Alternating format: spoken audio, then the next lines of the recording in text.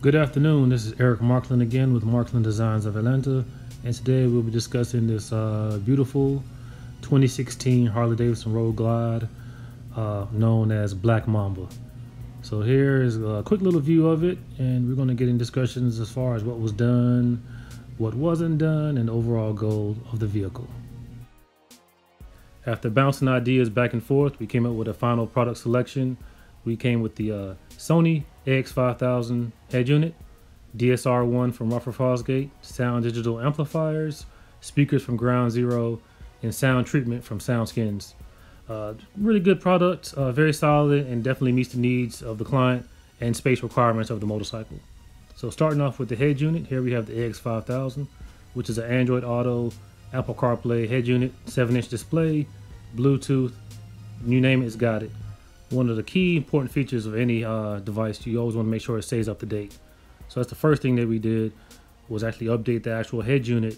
Sony's very good about keeping up with software updates. It all keeps, bug fixes, anything like that.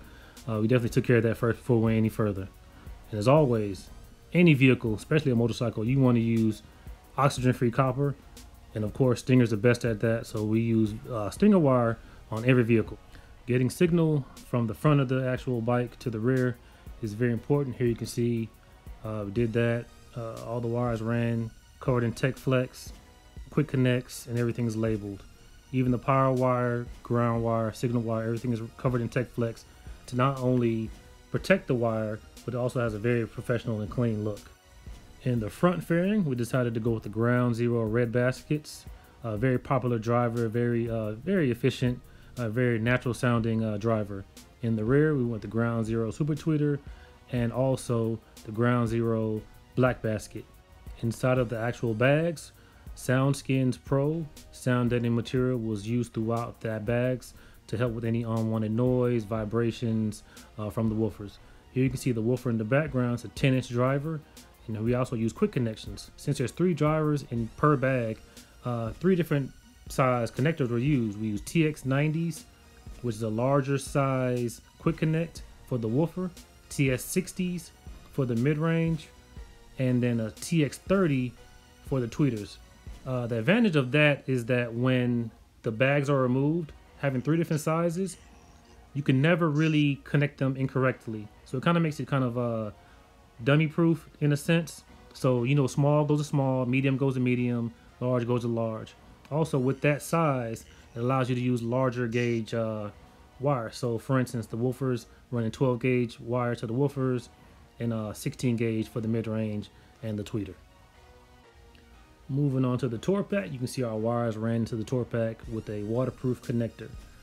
We use waterproof connectors on all our vehicles done at Markland Designs, and especially anything off-road, anything like ATVs, motorcycles, anything like that, you're going to use a waterproof connector. You don't want water getting into areas where you have expensive equipment. The amplifiers are mounted to an expanded PVC plate. We use expanded PVC because it's waterproof, easily machinable, and it has lightweight properties, and it's easily tappable. So we can actually add threaded inserts to expanded PVC with no problem. Here you can see some of the threaded inserts that were actually tapped. These actually tap into the amplifier. So all of the amplifiers are screwed in using stainless steel hardware. So it's very serviceable. So if the amplifiers ever need to be removed, you can just easily screw them out and screw them back in a factory manner without having to tear up into the actual material. So this can be done many times with no issues. Here you can also see the amplifiers. Now we have power. Stinger wire was used in Tech Flex wiring to protect the wire. So here you can see the distribution block. We have all of our amplifiers actually on and the DSP on. So here's a quick little view. Serviceability is something that is very keen to me. So I like to always label everything. So if in case I'm not around and the client's out of town, a fuse pops, when anything happens, it's very easily serviceable, whether he wants to do it or he takes it to another shop and gets it done. Like I said previously, everything was expanded PVC and acrylic.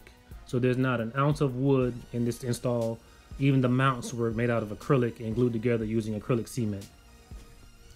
With all of the mounts secured, amplifiers working, everything tuned, using oscilloscopes and RTAs, we're ready to fire it up, but not quite yet.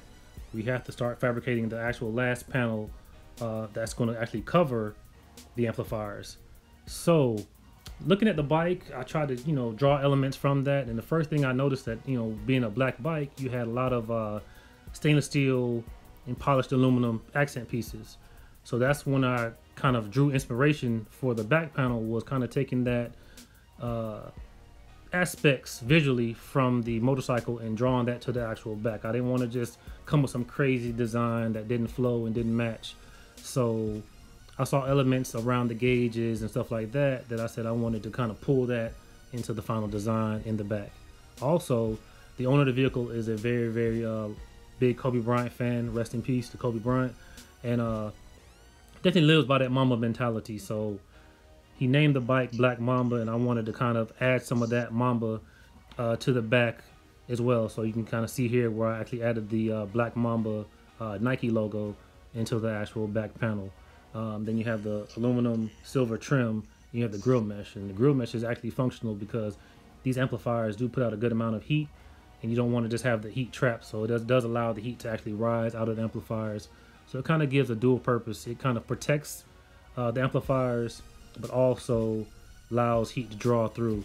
So I think it turned out really, really nice. The client loved it, so I guess it's a win.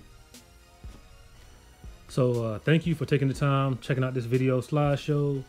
And again, like I said, check me out on YouTube, Markland Designs. Like, share, subscribe. Thank you for the time. And again, I hope you like the bike. And if you need any work done, give me a holler. Thank you.